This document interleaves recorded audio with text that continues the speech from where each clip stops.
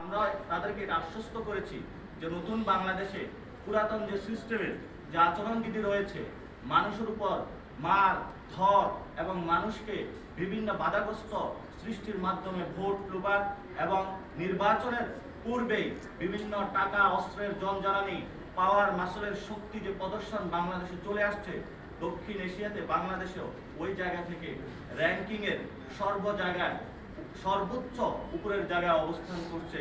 এই নির্বাচন বিধিমেলা এবং আচরণের জায়গা থেকে মানুষকে কষ্ট দেওয়ার উপরে, সে জায়গা থেকে আমরা তাদেরকে বলেছিলাম যে ভবিষ্যৎ বাংলাদেশে আমরা এই ধরনের পুরাতন সিস্টেমের আচরণবিধি, পুরাতন সিস্টেমের যে নির্বাচনী ব্যয়ের যে সিস্টেমটা রয়েছে, যে প্রত্যেক ব্যক্তি প্রার্থী যারা রয়েছেন, দল যারা রয়েছেন আনলিমিটেড ভাবে ব্যয় করে থাকে এবং বাংলাদেশে যে ভোটারদেরকে ক্রয়ের মাধ্যমে যে মানুষের ভোটাধিকার যে কেড়ে নেওয়ার যে সিস্টেম, সেদিকে বের হয়ে আসার জন্য তারা এই বিষয়ে বিবেচনাধীন এবং তারা কাজ শুরু করেছেন এবং তারা সুন্দর একটি বাংলাদেশের মানুষের কাছে গণ অভ্যুত্থান পরবর্তী ইলেকশন উপহার দেওয়ার জন্য বিষয়ে সম্মত হয়েছেন। আমরা বলেছিলাম যারা ঋণ খেলাপি রয়েছেন তাদেরকে যাতে নির্বাচনী প্রক্রিয়ার মধ্যে না আসতে দেওয়া হয় এবং এই বিষয়ে পূর্ববর্তী সিদ্ধান্ত 3 মাস পূর্বে যাতে সিদ্ধান্ত নেওয়া হয়, সে বিষয়ে আমরা তাদের কাছে দাবি জানিয়েছিলাম। সে বিষয়ে তারা সম্মত হয়েছেন এবং তারা এই বিষয়টি বিবেচনাধীন রেখেছেন। কমিশনে যখন মিটিং হবে সেখানে তারা উত্থাপন করবেন, সর্বসম্মতিক্রমে তারা এই বিষয়ে সিদ্ধান্ত নেবেন। এবং হলফনামায় অসত্য তথ্য দিয়ে গত 15 বছর কেন 53 বছরে বাংলাদেশে একটি যে ব্যবস্থা চলে আসছিল, সেই বিষয়ে আমরা দাবি উত্থাপন করেছি যে হলফনামায় যদি কেউ ভুল তথ্য দিয়ে থাকে তাহলে ওই প্রার্থী যদি নির্বাচনে জয়ী হয় তাহলে পরবর্তীতে তার প্রার্থীতা ক্যান্সেল, সে যাতে সংসদে শপথ না নিতে পারে তার এই বিষয়ে নিশ্চয়তা বিধানের জন্য আমরা কথা বলেছি, দাবি জানিয়েছি। তারা এই বিষয়ে সম্মত হয়েছেন, তারা বলেছেন এই বিষয়ে তারা কথা বলবেন। আমাদের সবচেয়ে একটি বড় জায়গায় গণ অভ্যুত্থানে যারা অংশ নিয়েছিল তারা ছিল আমাদের প্রবাসী ভাই ও বোনেরা, যারা এই গণ অভ্যুত্থান কেন বাংলাদেশের অর্থনীতির চাকা সচল করে রেখেছে, তারা ছিল আমাদের প্রবাসী ভাই ও বোনেরা।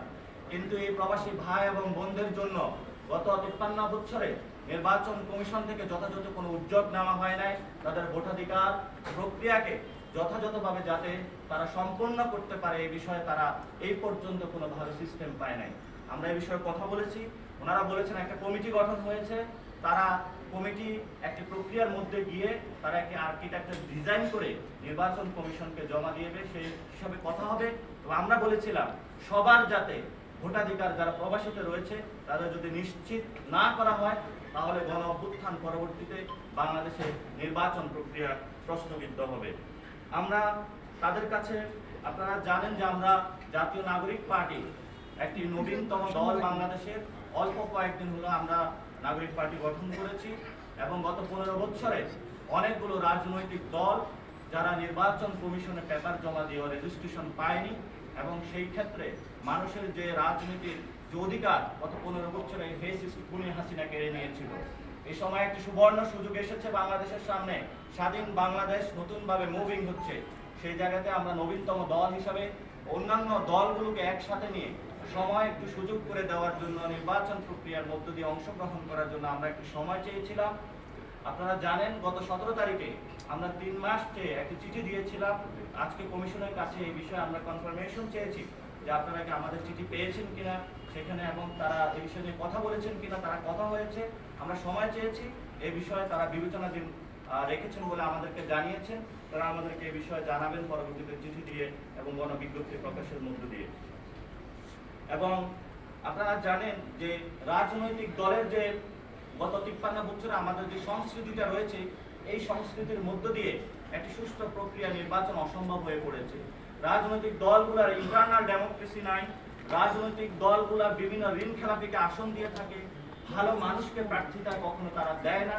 অলিগার্ক যারা আছেন তাদের প্রার্থিতার মধ্য দিয়ে একটি বাংলাদেশে খারাপ কালচারের দিক মধ্য দিয়ে বাংলাদেশের নির্বাচন ব্যবস্থাকে ঠেলে দিয়েছে।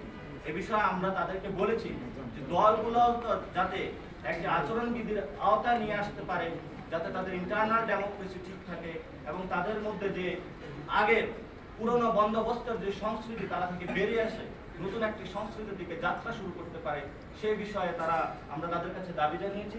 তারা এই বিষয়ে বিবেচনাধীন রাখবেন বলে জানিয়েছেন। এবং আমরা দেখেছিলাম গত 15 বছরে নামে বেনামে অসংখ্য দলকে রেজিস্ট্রেশন দেওয়া হয়েছে, বিভিন্ন পকেট খুলেছে নামে বেনামে, এবং বিভিন্ন দলের মধ্যে বিভক্তি সৃষ্টি করার জন্য অনেকগুলো দলের সংযোগ রেখে একই নামে বিভিন্ন দলকে রেজিস্ট্রেশন দেওয়া হয়েছে। এবং বাংলাদেশে যে দলগুলো বর্তমানে রয়েছে সেখানে অনেক দলের জাস্ট তাদের অফিসও নাই অনেক দলের, কিন্তু তারা নির্বাচনী প্রক্রিয়ায় অংশগ্রহণ করতে চাচ্ছে। আমরা সেখানে বলেছিলাম যে স্বাধীন বাংলাদেশ নতুনভাবে যাত্রা শুরু হয়েছে, যাতে দলগুলো 5 বছর পর পর যে নবায়নের যে সিস্টেম নতুন করে করতে হয়, ইলেকশন সামনে যে প্রক্রিয়াটা শুরু হবে আগামী ইলেকশনে, যাতে প্রত্যেকটা দল নবায়নের মধ্য দিয়ে সকল শর্ত পূরণ করে যেতে হয় সে বিষয়ে আমরা দাবি জানিয়েছি। তারা এই বিষয়ে সম্মত হয়েছেন এবং তারা কথা বলে